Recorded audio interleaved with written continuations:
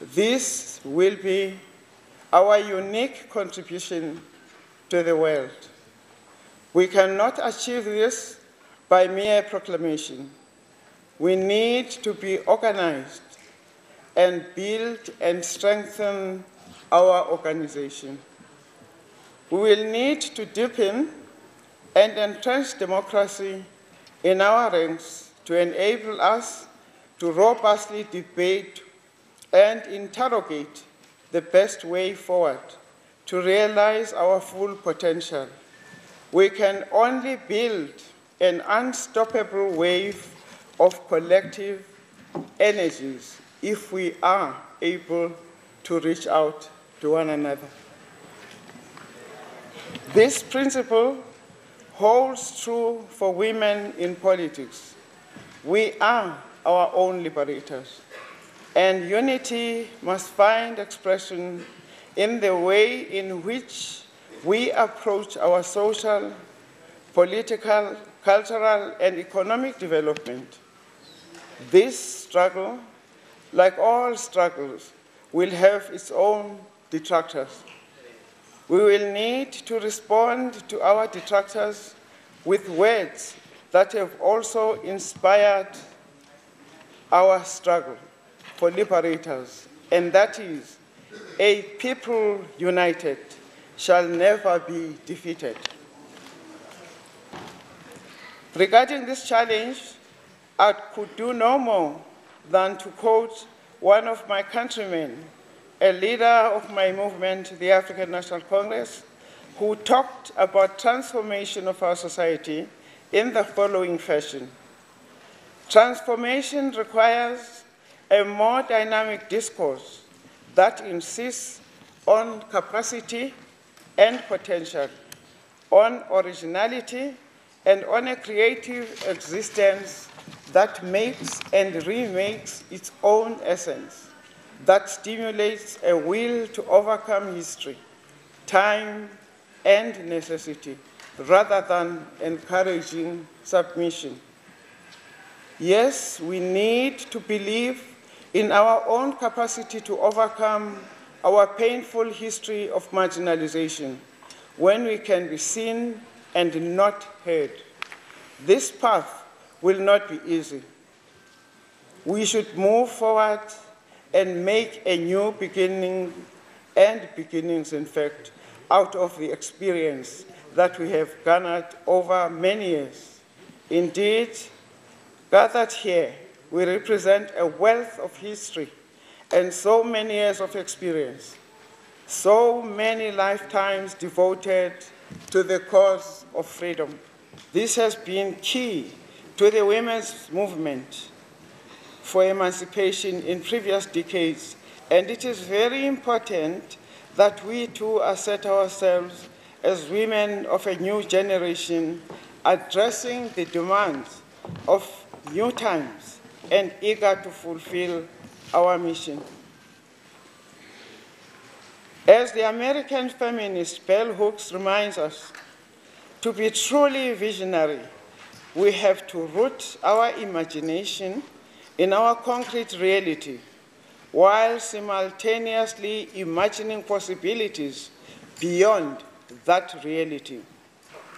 It is our individual and collective interests that we seek to remove all obstacles to women's freedom and pay particular attention to the intersections of gender, race, class, culture, rural and urban divides, skilled and unskilled labor, unpaid versus paid labor, among other matters.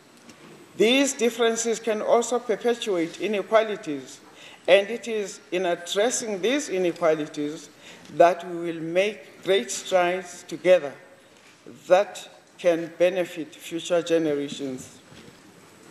This platform should give us an opportunity to pose difficult questions, as well as to reflect on our achievements and weaknesses, while we also come up with ideas on how best to approach the issue of gender parity and enhance the quality of our contributions in the critical engines of our various economies.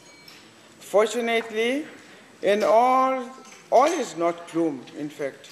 A lot of progress has been made since Beijing.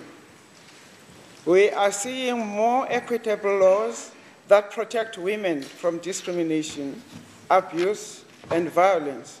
However, there is much more that needs to be done to put the platform for action into practice, especially in terms of alleviating poverty, improving health, creating opportunity for economic advancement and political leadership, and reducing human rights violations. Having painted this gloomy picture, I now want to leave you with insights and perhaps a bit of wisdom by other women. So what to do then? My sisters, my grandmothers, my daughters, recognizing that politics, at least in the best or in the West, has become an industry. We must staff the industry with the same aspirations we want to staff legislatures. Only then can we force political professionals to sensitize or to be sensitive to the special needs of women candidates and how they need to be prepared for campaigns, elections, and government. Words of wisdom to you, little Aisha, when you campaign in future. Be honest as candidates. Don't try to be something you are not, fitting into a suit that just doesn't fit.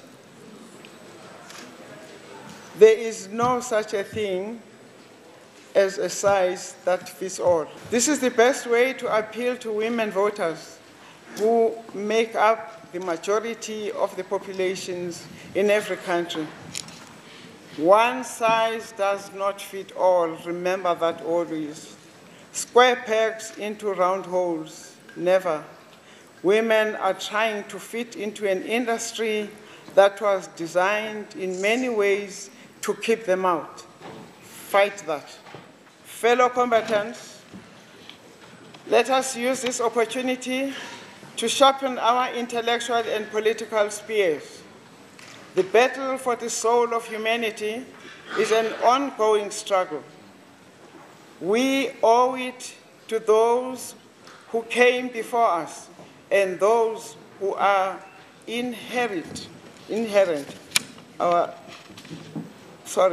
and to those who are to inherit our legacies, to change the face of our political, social, and economic and cultural reality. Frantz Fanon could not have put it better when he said, each generation out of relative obscurity must discover its mission, fulfill it, or betray it.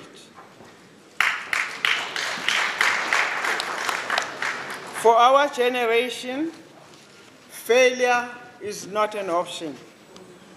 Aluta continua. Amanda! Amanda! Africa is the largest continent in the world, comprising many diverse peoples speaking over 1,000 languages. It has the largest store of mineral resources in the world, but is nevertheless the poorest continent. Over 50% of its population are women. Historically, African society is a patriarchal one.